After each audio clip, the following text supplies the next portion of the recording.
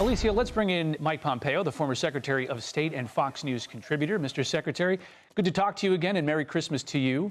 I want to get your sense of characterizing these attacks. Is this a way to remind ISIS and the world that our eyes are still on the ball here when it comes to the threat from ISIS? Rich, great to be with you as well. Yes, I think that's definitely the case. Recall, President Trump's been very consistent about attacking ISIS, from the fact that we took them off the map in Syria back in the first Trump administration when they were controlling real estate the size of Delaware.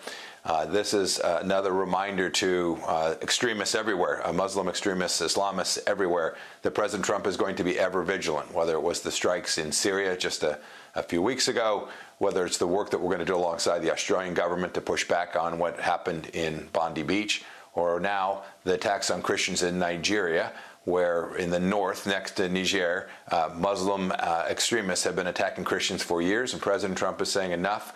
And he did it not unilaterally, but with the Nigerian government as well, which is really important because that will allow not only these strikes, which sounds like they were pretty effective, but a real campaign to deter further attacks against Christians in Nigeria. Now, you mentioned in the first administration there was a very dedicated campaign by the United States, its partners in the administration, to attack all of that land in Iraq and Syria that ISIS held. This is a much different campaign, but is it also a reminder to us that the threat from ISIS still exists?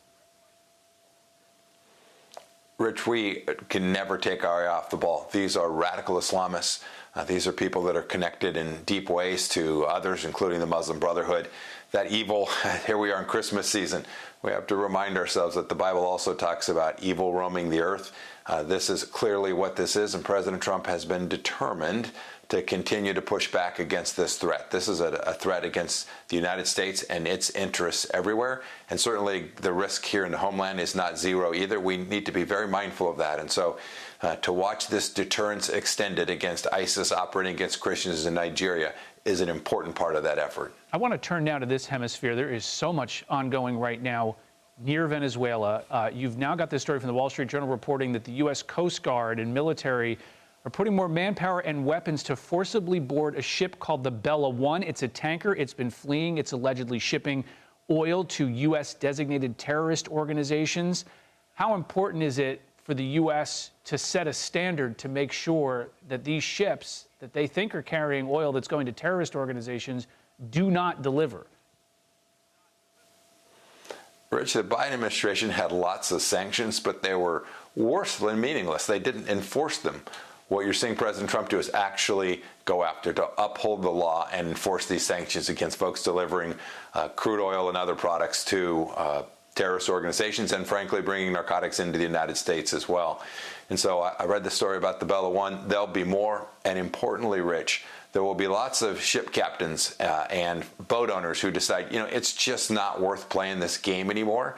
And so you get not only the specific deterrence, going after a particular vessel or taking a particular ship off the water, but you get others who will simply not take any vessels in or out of Venezuela. Ultimately, that will deliver a campaign that can achieve a really good outcome for the Venezuelan people and make our Western Hemisphere more prosperous and more secure as well, Rich. Yeah, and that outcome, starving the Maduro regime, and does that really get at the regime there? And do you think that this campaign of targeting the shipping, of targeting that funding source, is going to be enough to get Maduro out, or is it going to take more than that?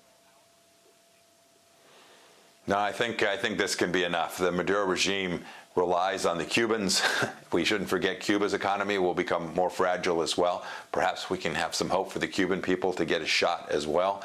No, I think this campaign, when rigorously enforced, and the forces that President Trump has brought to the region are sufficient to do that, I think you can use that economic might and the threat of potential strikes, closing down Venezuelan airspace. Those kinds of things will give every young army officer in the Venezuelan military, every general, a chance to say, hey, I want out. And ultimately, that's how you get the Cubans, the Russians, the Chinese, the Iranians, all the folks that are helping Maduro to say, President Trump has brought too much to bear, we're out, and Maduro is sent packing on his way to somewhere wonderful and lovely for him and his family. All right, former Secretary of State Mike Pompeo, Fox News contributor.